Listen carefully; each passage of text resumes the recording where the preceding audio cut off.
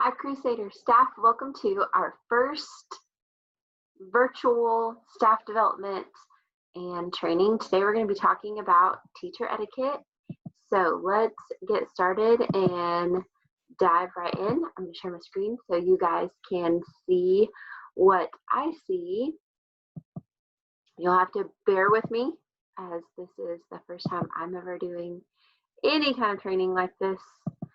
And so hopefully it's not, hopefully what I see, you can see.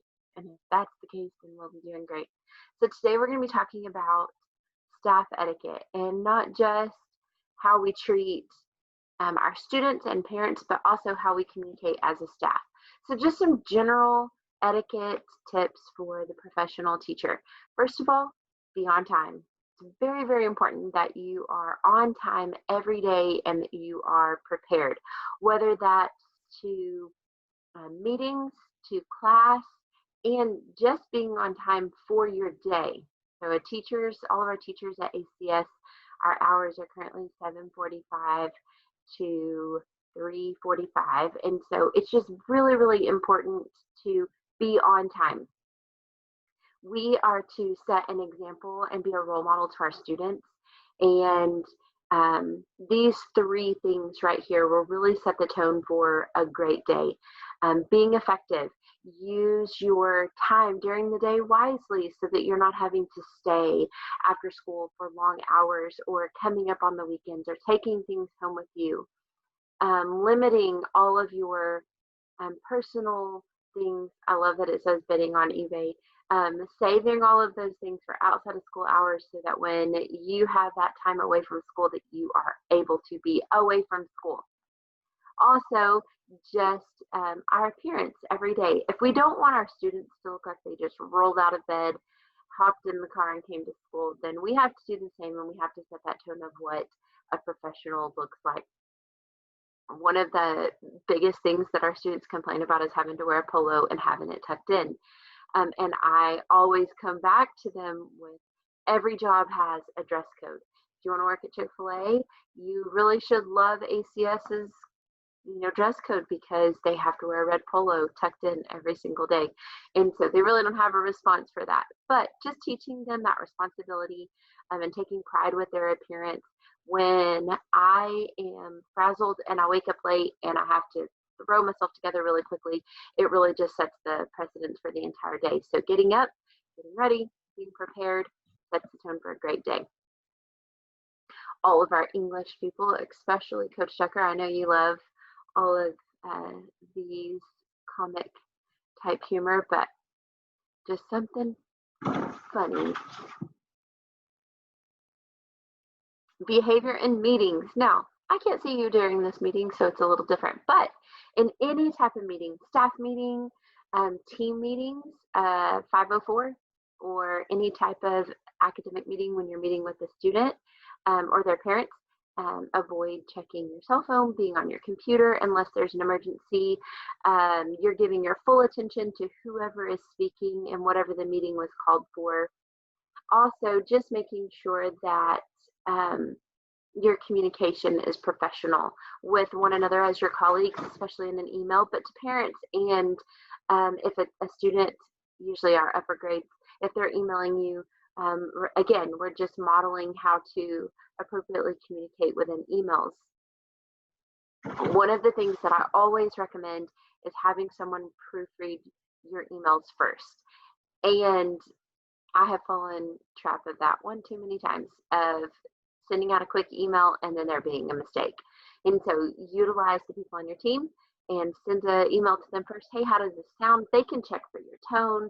They can check and make sure, we overlook simple things like a greeting at the beginning of an email, but they're so important, and using that ending as well.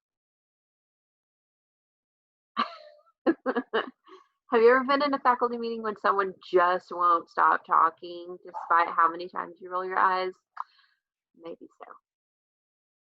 And then I can't help but love this guy over here on this side because one of my favorite movies is What About Bob, and his character in that movie is perfect. But when there's 1 minute left and somebody asks a question, We still have to be professional. All right, etiquette with other teachers. So email communication, just a reminder that any email that you send out, you should be comfortable with any administrator or staff member reading. If it isn't appropriate for the school environment, save it for personal communication, and don't forward inappropriate emails. Be careful what you're talking about in an email too. Emails can be used by a judge and in a court should we ever have to face a situation like that. And so you definitely don't want to be talking badly about someone's child. You want to keep that on a professional level at all times. Discretion. Please use discretion whenever you're talking about students and why you're talking about students. You know, is there a purpose for it? Is there an educational need for it? It can be very easy to fall into gossip if we're not careful. So just be careful with your conversations and make sure that they are honoring the Lord and everything that we talk about. In our school, we are pretty lucky that we don't have such a large amount of students, thousands of students, where we fall into that trap of cliques. But it is still easy to do in such a small school. So my main thing throughout all of this is making sure that we are setting a positive example. And if we're kind of off to the side, having quiet hush-hush conversations, not only can it make a staff member feel like they're being ostracized, but it also is setting that example to our students. And that is one of the biggest things, especially within those early years as a teenager in high school, that we need to model the very, very best type of communication. And so I love the last line. How can we expect students to learn how to respect others and treat them as if we would want to be treated if we don't practice this behavior ourselves? And so rise above middle school behavior. That's a really great line. Don't fall into that trap. So this is something that I'm working on this year. I have been guilty of calling teachers by their first names, and I'm trying to be aware of making sure that I'm not doing that. So using appropriate language and topics, of course, at school, but also referring to other teachers and staff members as Mr. and Mrs. instead of using their first name. We do have so many students that we've known since they were young. They go to church with us, and it's harder for them at times to call us, you know, Mrs. Giesland instead of Miss April, but it's appropriate, and there's a difference with workplace etiquette and tone and outside of the workplace. So get into that practice of calling your colleagues by their first name, or not by their first name, but by Mrs. or Mr. Social media communication, make sure that you're just professional at all times. It is different in a small school. A lot of our parents do try to friend request us, and I feel like that just needs to be at your discretion and what you're comfortable with. When I worked in public school, I never approved any of those friend requests until the end of the school year when they were no longer my students. Even though I was really careful, I never posted about school on my personal page. But you know, there's so many things that you can share that are seemingly harmless, and then you see at the top, you know, some language that was tagged in it or who originally posted it.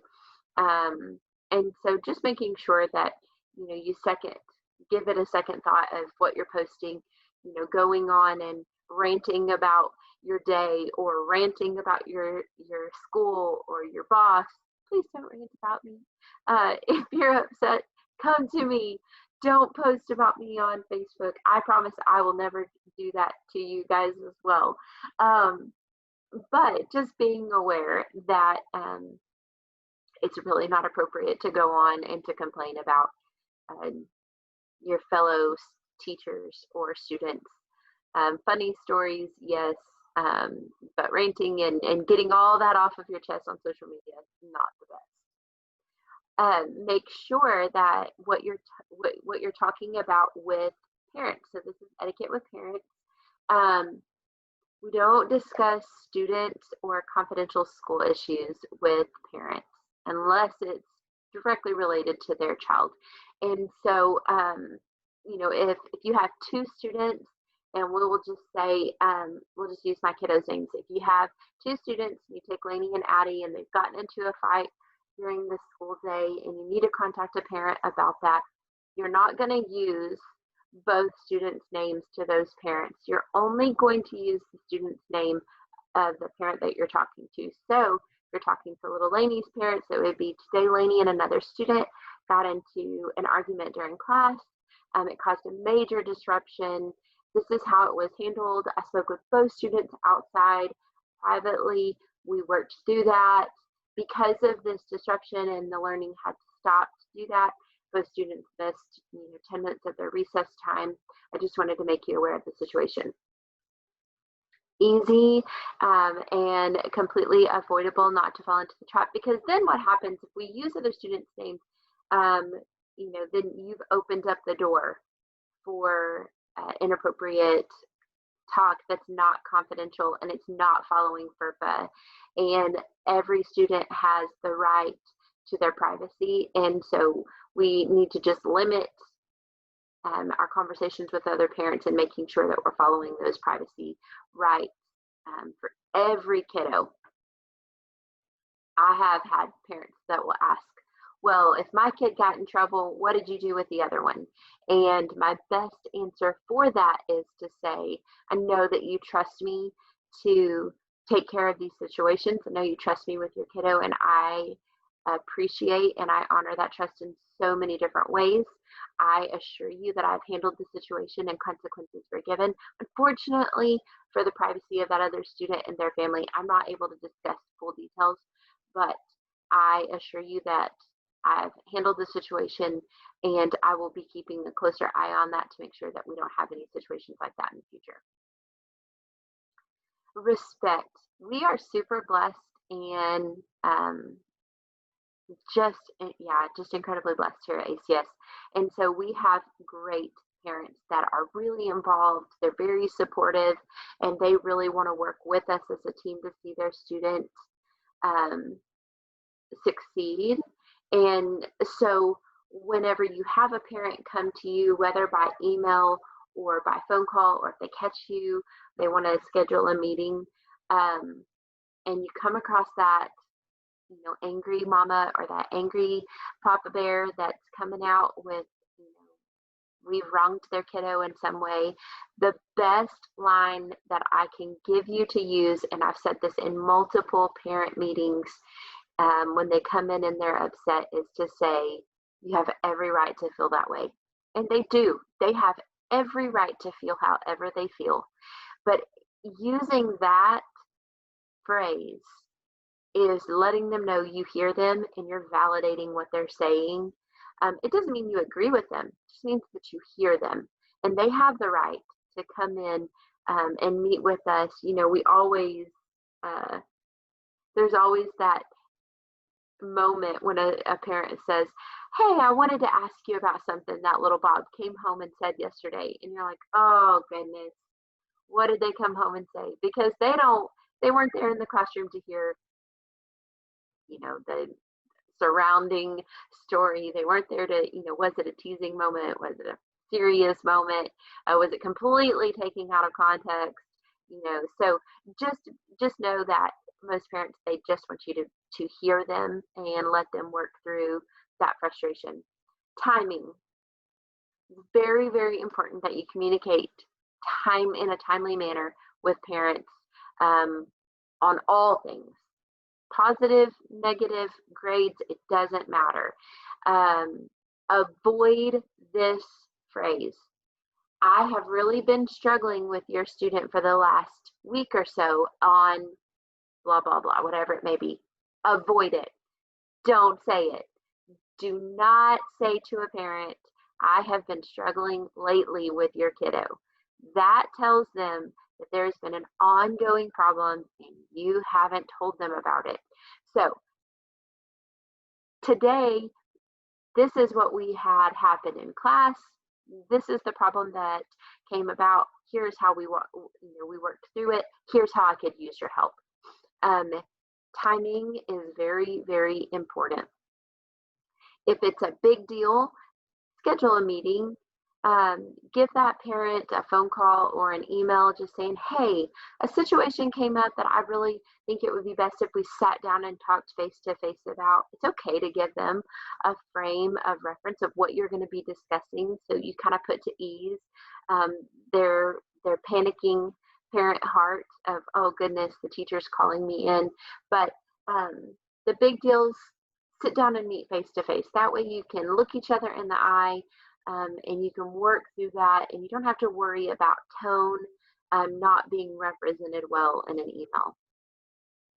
Open communication, most definitely. If you get an email, a phone call, just try to communicate within 24 hours.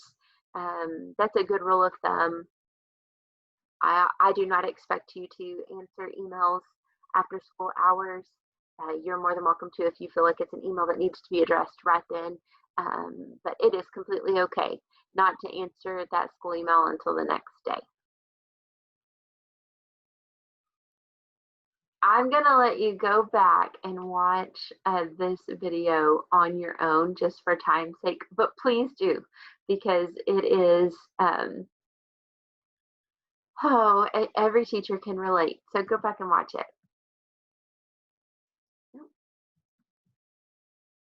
All right, let's talk about etiquette with students.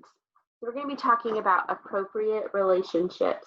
I feel like this is a tad bit easier whenever you're talking about elementary age. I feel like this is a little bit harder once you get up into junior high and high school. It's probably still pretty easy in junior high, but once those freshmen students begin, this is when it gets really tough, because in elementary, our students still love you deeply. They love coming to school. They want to hug you. They want to talk to you. They want to sit and read stories with you. You can have a bad day with an elementary student in an elementary class, and they still come in the next morning excited and ready to learn and be at school. What happens whenever they become freshman age is they want desperately to fill a gap that they're starting to fill within these years of puberty and changing, and they've stepped out of junior high and they're now in high school, but they're at the young end of high school and they're not really sure. And even as they're walking through high school, we see a lot with our seniors, they start to think of themselves as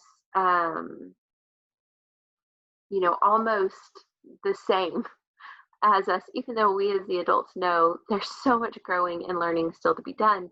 But they think they're equal with us as they're about to step into the real world.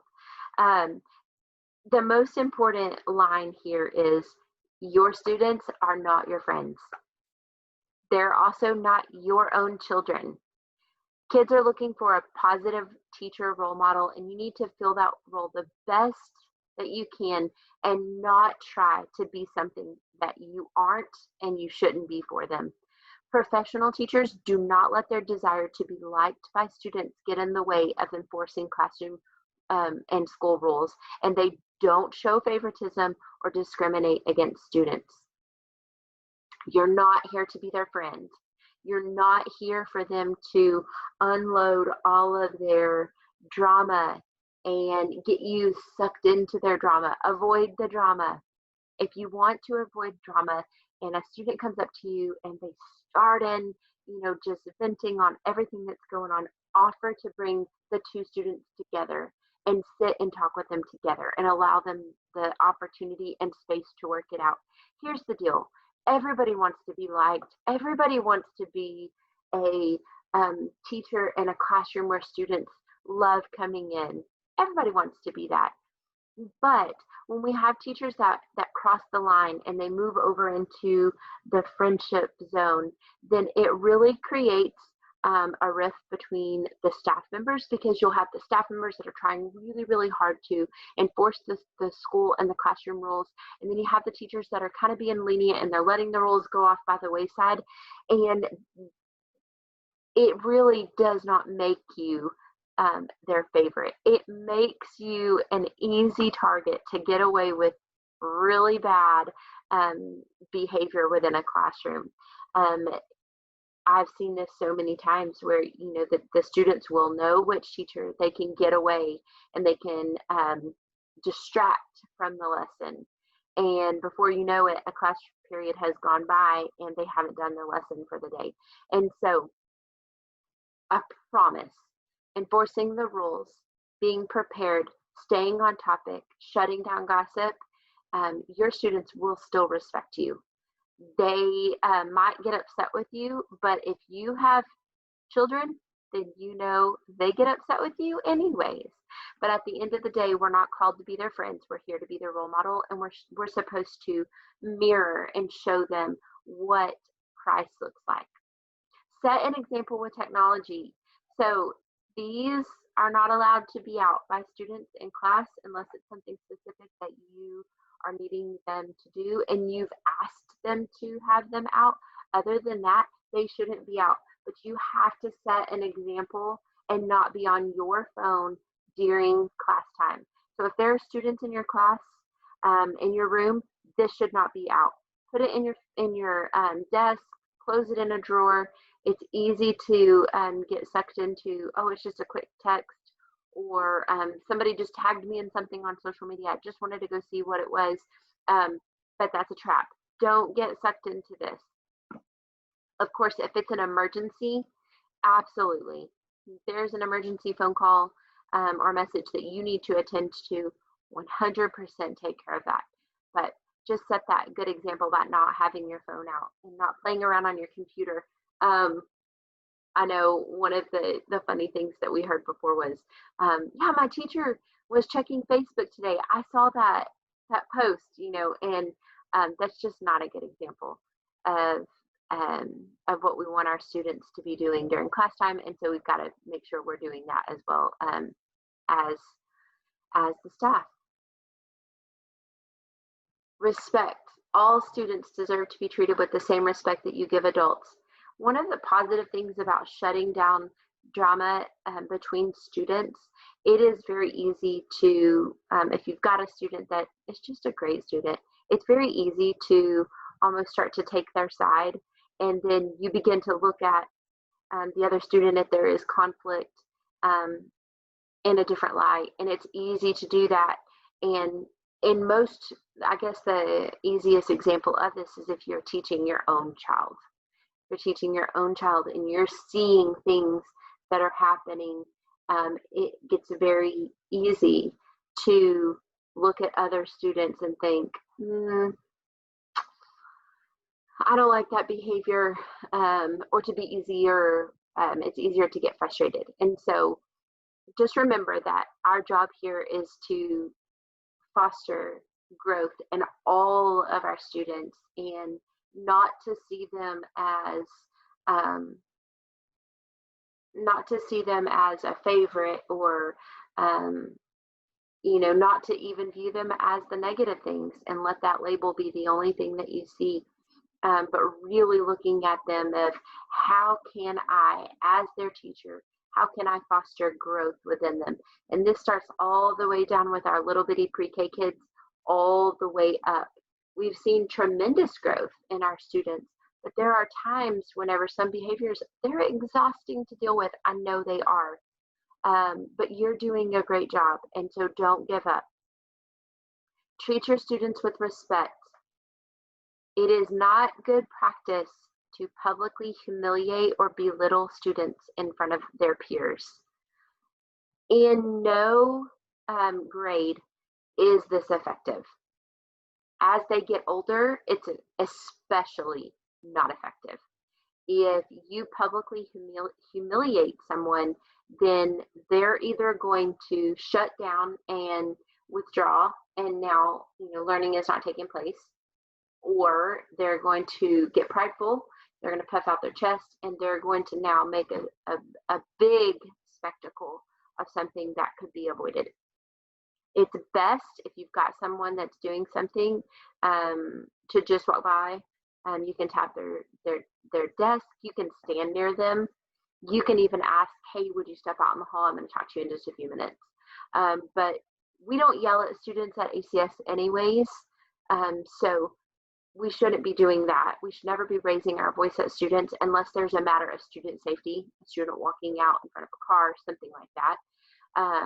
But just know, I don't like to be called out. I remember as a preacher's kid, my dad would be preaching, and as a teenager, if he thought I was playing around with my friends, he would call me down from the pulpit. And oh, I did not like that at all. And so for the remainder of the message, I wouldn't hear a single thing. I would sit like this and just stare at him. I wouldn't read my Bible. I wouldn't flip to the verse. It was just my way of like, no, don't do that. And so just know your students don't appreciate it either.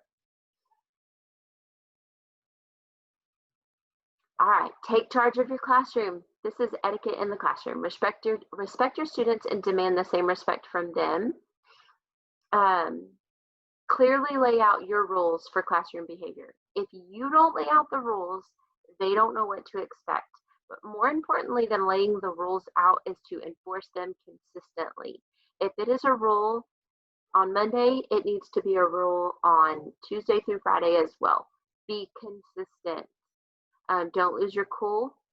A lot of times things can be avoided if you are prepared, if you're ready to begin when class begins, and you're up monitoring students. If you are sitting behind your desk and you're playing on your phone, things are going to get out of control. If you're given free time, things are going to get out of control. If your lesson that you planned only went 10 minutes and now you have 35 more minutes to fill, things are going to get out of control. Make sure that you are overly prepared every class that you walk into. If you're overly prepared and you're ready to go, your lesson is, your copies are made, you've already opened, your PowerPoint or whatever you're using, the books are ready to go. If you know what you're doing and you take control from the very first minute that they step into the classroom, you have set the tone for how the remainder of the class will go. I get, sometimes we forget to make a copy, but if that's your daily or your weekly thing, let us help you. We have the kiddos that come down during advisory that will make copies. Leave them with Miss Jessie. She'll have the kiddos make all your copies for you so that you're not having to do that. But the minute you're not prepared and you walk into a classroom, you have set the tone for things to just kind of be chaotic. Always keep our kids' safety first. Period. Our kids' safety goes first. So we need to make sure that at all times we are monitoring and we are actively engaging in our students and making sure that there's the horseplay or any unsafe things that they might be doing with an experiment or something like that is always watched. Make excellence your goal. Consistently provide benchmarks for improvement for your students. Give praise when it's due and compassion yet constructive feedback when it's needed. Encourage and support those who are in need of help and find creative ways to assist them to improve their grades. Create an environment in which everyone, including yourself, is expected to do their best, is praised when they do so, and is supported when they fall short of excellence. I love that. It's our job as teachers to be monitoring. We're able to sit and get some information for 30 minutes at a time, but students, that's hard. So make sure that you're Um, taking a survey of the room. If every single class your students are falling asleep and laying on the desk, then let's change some things up. Try one activity a week where we're really shaking up our normal routine. It might require you to step out of your comfort zone, but if it allows those students an opportunity to learn in a different way, then you will be pleased with the results.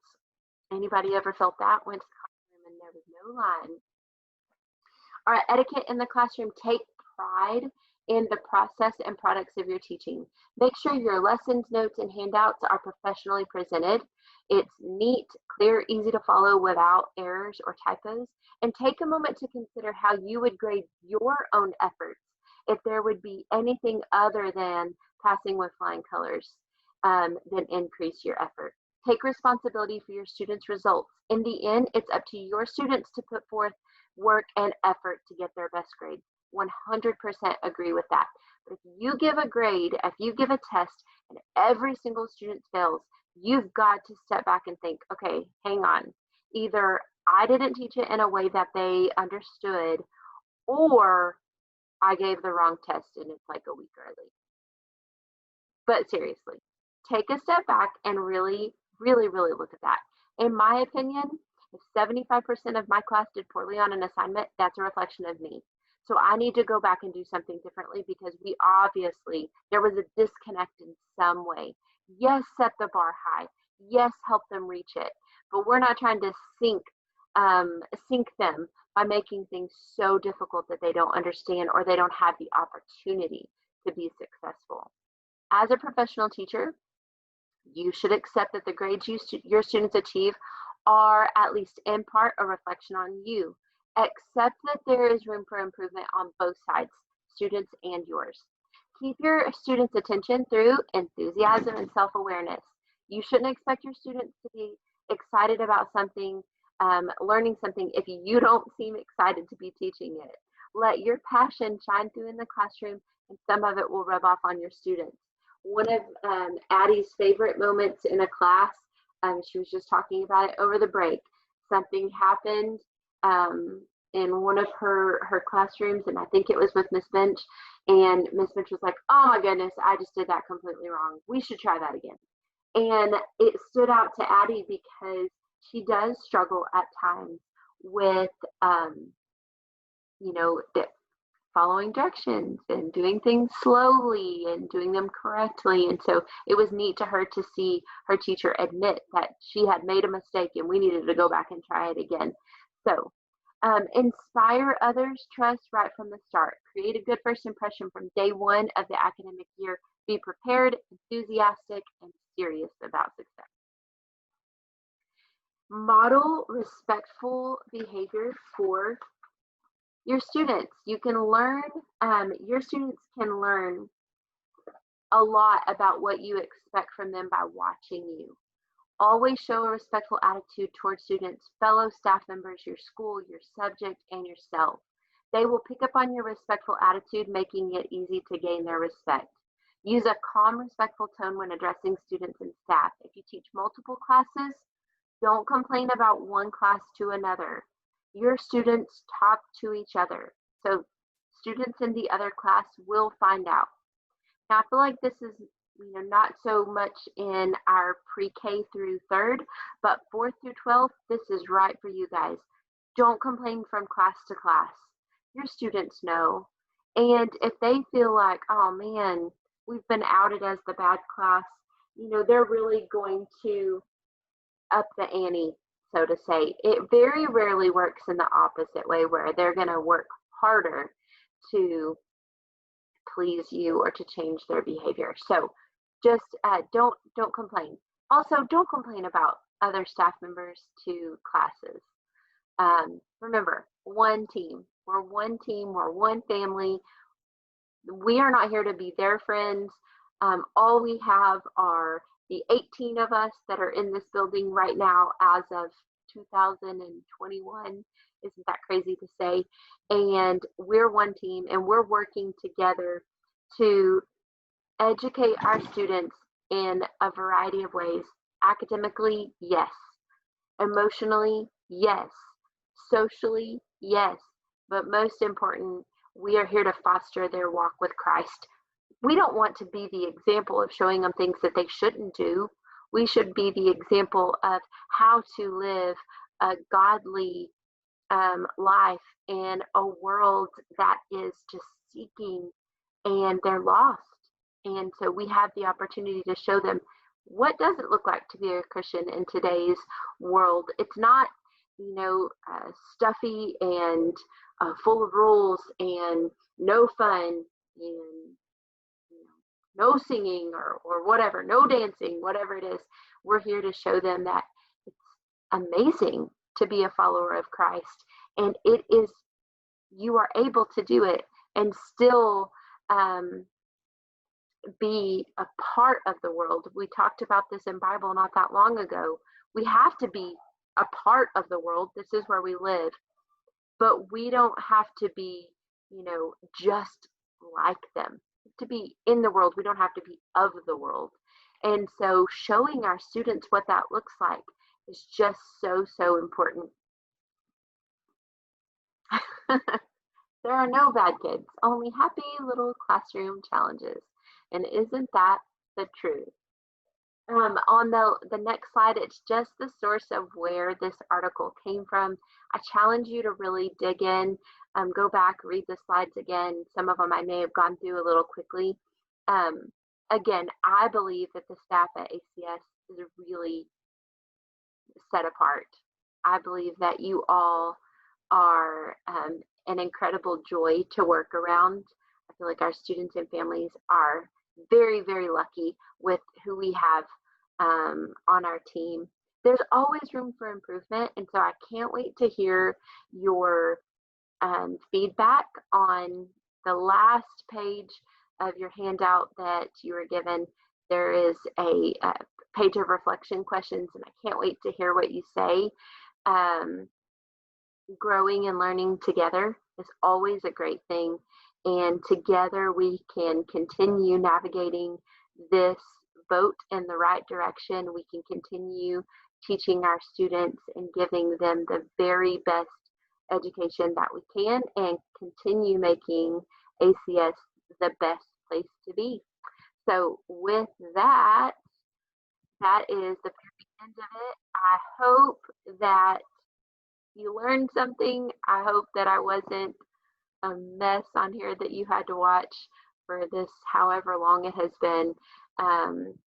I love you all, and let's make today a great Crusader Day.